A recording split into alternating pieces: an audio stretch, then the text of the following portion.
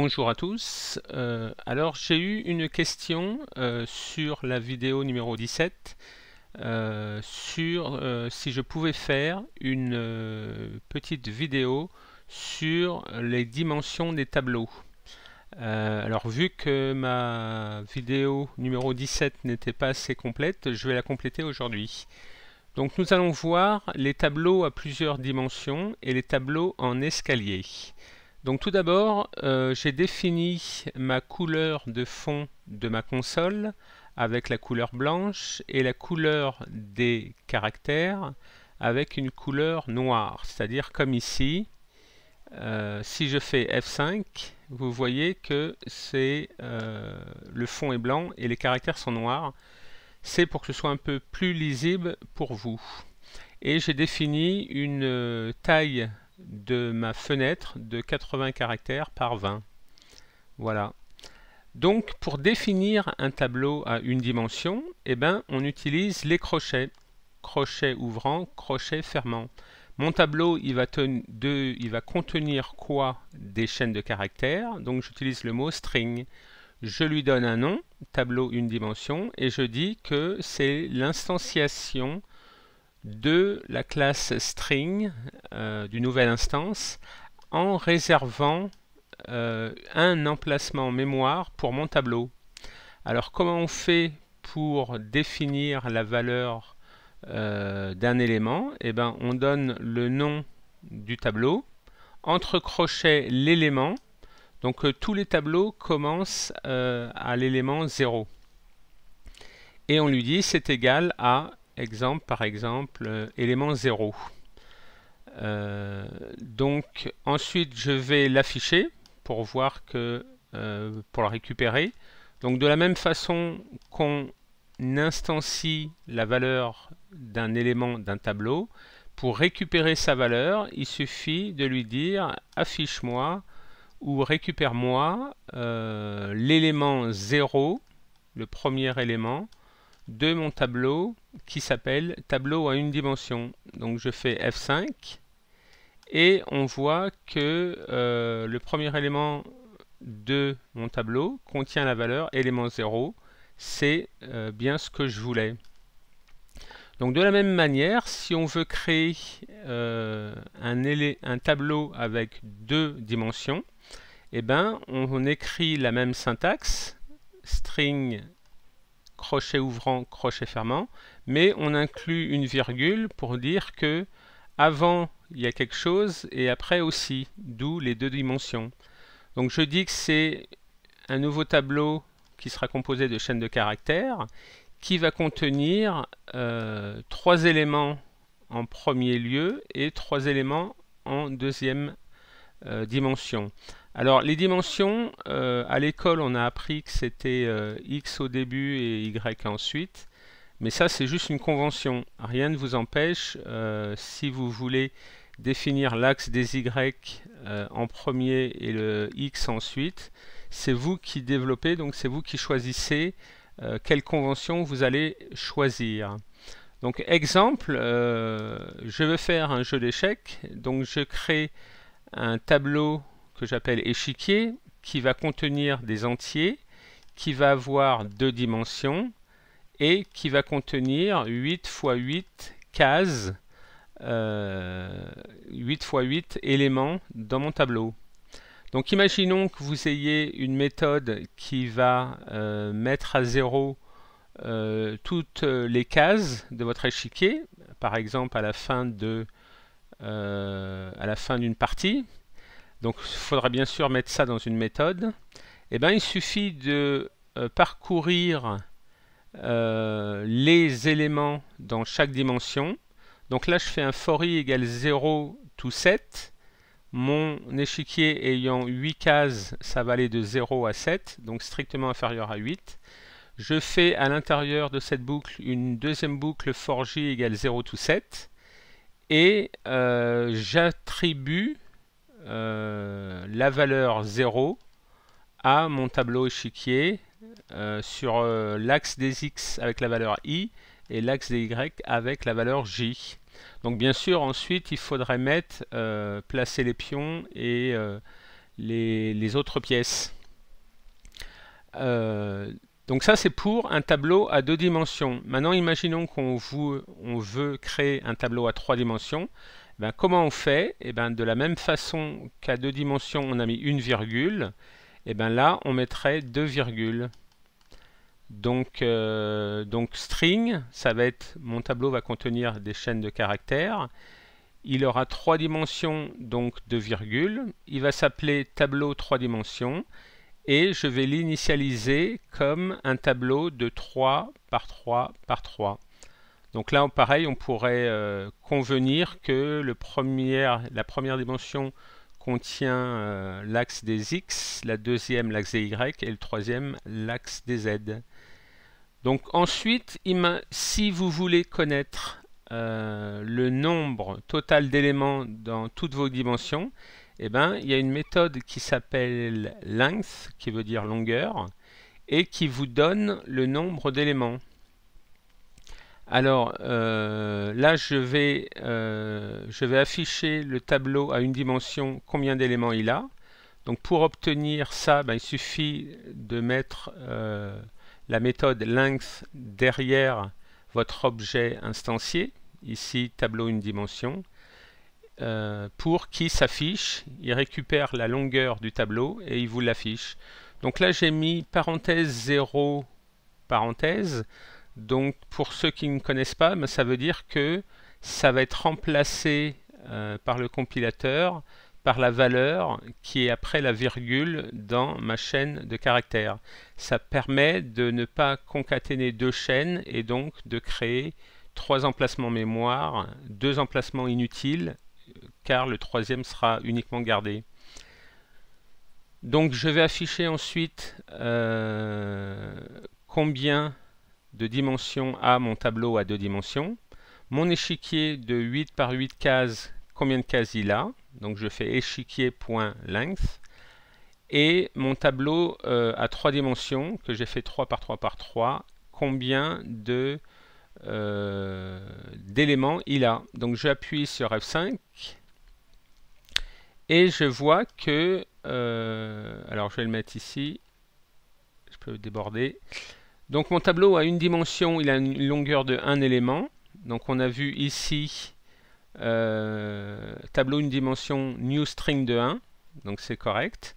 Mon tableau de 2 dimensions, il a une longueur de 9 éléments. Donc 2 dimensions, j'ai créé un tableau de 3 par 3. Donc 3 fois 3, il a bien 9 éléments. Mon échiquier de 8 cases par 8 cases, ben 8 fois 8, ça fait bien 64 cases. Et mon tableau à 3 dimensions, qui est un tableau de 3 par 3 par 3, il a 3 fois 3, 9, 3 fois 9, 27, il a bien 27 éléments. Donc c'est une méthode qui permet de connaître, la longueur des éléments d'un tableau, ce qui vous permet de parcourir le tableau si vous en avez besoin. Donc ensuite, on a les tableaux en escalier. Alors en anglais, ça s'appelle Jag Array. Vous avez pu le croiser dans des articles ou des exemples. Et ça permet de créer des tableaux à l'intérieur de d'autres tableaux. Alors comment on définit la syntaxe? Eh bien, de la même façon qu'on a créé un tableau int, crochet ouvrant, crochet fermant, et bien là on va dire crochet ouvrant, crochet fermant 2 fois. C'est-à-dire que un tableau, ici ça veut dire un tableau, est inclus dans un autre tableau de int. Donc je lui donne un nom, je vais l'appeler tableau escalier.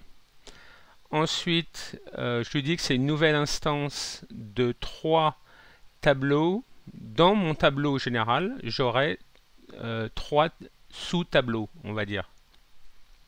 Alors, ici, je n'ai pas mis la définition des tableaux parce que ce n'est pas nécessaire. Lui, il attend un crochet ou un point-virgule, donc il ne veut pas que je les définisse. Par contre, l'instanciation des sous-tableaux, c'est-à-dire que mon tableau escalier 0, c'est-à-dire le premier tableau ici, il va lui-même contenir un nouveau tableau de int de 5 éléments. Et cette initialisation, elle est obligatoire. vous ne pouvez pas dire tout de suite mon tableau escalier de 0 est égal à quelque chose. Il faut l'initialiser avant. Donc de la même manière, je dis que dans la deuxième rangée de mon tableau, il va contenir un tableau de 4 éléments integer, c'est-à-dire entiers.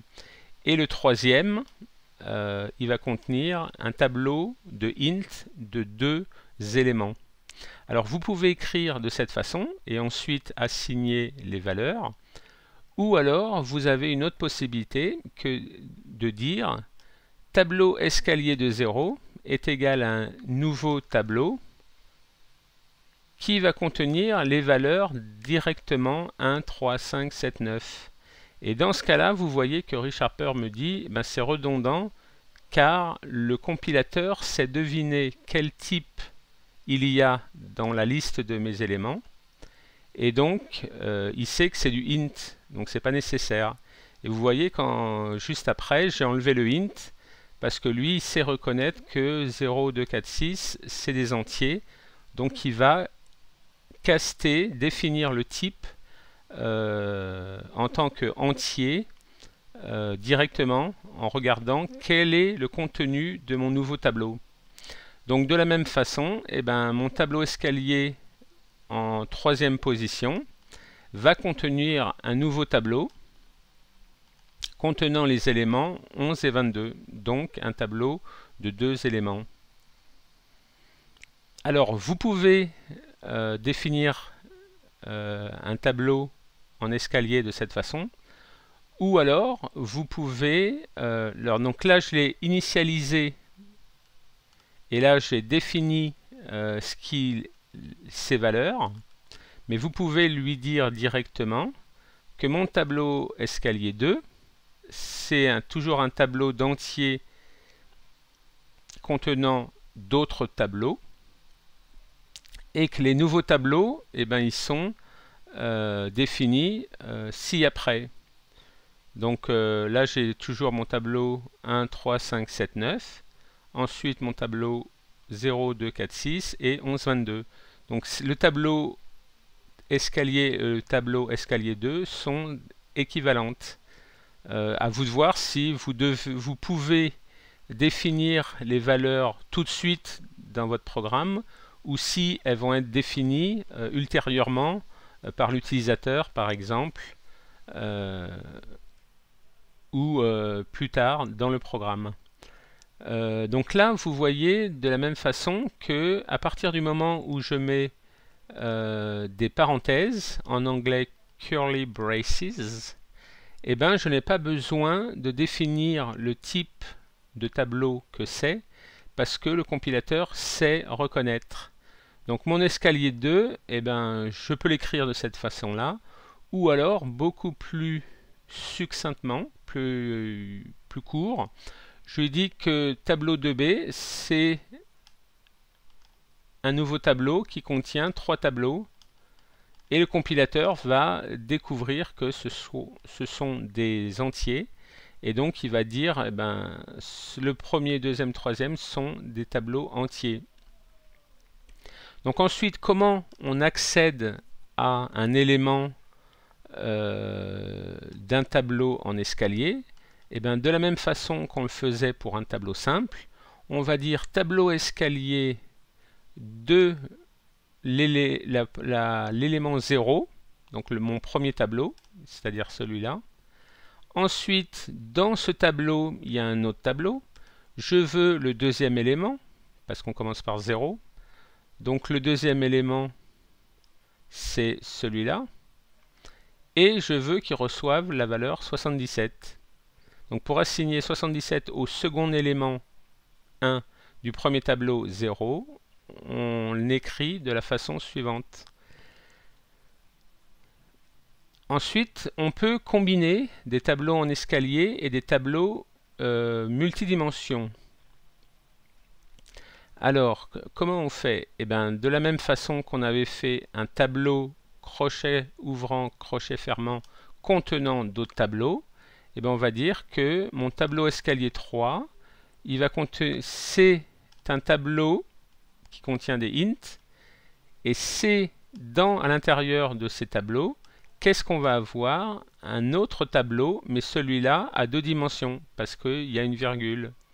Et de la même façon, je l'initialise en lui disant, eh ben, dans ce tableau en escalier, il y aura 3 tableaux. Et dans ces 3 tableaux, eh ben, je vais lui dire que le premier, il va contenir l'élément, il va contenir un tableau à 2 dimensions. Le premier élément, eh ben, ça va être 1,3. Le deuxième, ça va être 5,7. Donc la première dimension, ça va être 5. La deuxième dimension, 7 de l'élément, deuxième élément de mon tableau. Donc de la même façon, eh ben, on pourrait dire que mon deuxième tableau en escalier, qui s'appelle tableau escalier 3, eh ben, il contient ici 3 éléments, 0, 2, 4, 6 et 8, 10. Et là, de la même façon, vu que je définis mes éléments explicitement, ben, je n'ai pas besoin de définir le type int, car le compilateur, il sait le reconnaître et donc il va le définir. Donc ensuite on a dit que la méthode lynx retourne le nombre de tableaux contenus dans le tableau en escalier. Donc là je fais un console write. Alors write, il écrit la chaîne de caractères, mais il ne fait pas de retour chariot. Et ça vous permet d'écrire par exemple plusieurs lignes sur plusieurs lignes de code et ne pas avoir une ligne de code avec un writeLine qui dépasse l'écran et qui aille très loin à droite. Donc tout d'abord j'affiche anti/n qui est un retour chariot et je dis il y a tableau escalier 3, c'est-à-dire mon tableau en escalier. J'appelle la méthode length pour connaître sa longueur et il va me dire combien de tableaux j'ai à l'intérieur. Alors je fais F5 et je vois qu'il y a bien 3 tableaux dans mon tableau escalier 3. Ici mes 3 tableaux, je les vois qui sont bien reconnus. Donc pour ensuite changer une valeur dans un tableau en escalier qui contient des tableaux de plusieurs dimensions, et ben, de la même façon qu'on a fait tableau escalier crochet deuxième tableau deuxième élément, et ben non, c'est troisième tableau, ça c'est deuxième élément et deuxième dimension. Donc là, si on veut remplacer 88 par 99 dans le troisième tableau, eh ben, on voit qu'ici, ça c'est le premier tableau, le deuxième tableau, le troisième tableau. On veut changer 88. Donc il suffit de dire tableau escalier 3, je suis dans le troisième tableau. Donc 3 moins 1, 2, 0, 1, 2. Ensuite, je veux aller au 0, 1, deuxième élément, donc 1 ici, et je ne veux pas le premier élément, mais je veux le deuxième, donc 0, 1, 1 ici, et je lui donne sa valeur, et ben c'est plus 88, mais c'est 99. Je compile, j'exécute, j'ai pas d'erreur, l'affectation s'est bien passée, je peux vérifier. Voilà, le programme s'est bien exécuté. Donc voilà, ça peut être très pratique d'avoir des tableaux en escalier ou des tableaux à plusieurs dimensions. Voilà comment on l'utilise. Si vous avez aimé, eh ben, n'hésitez pas, vous pouvez vous abonner. Si vous avez des questions, eh bien, posez-les, postez-les. Merci et à bientôt.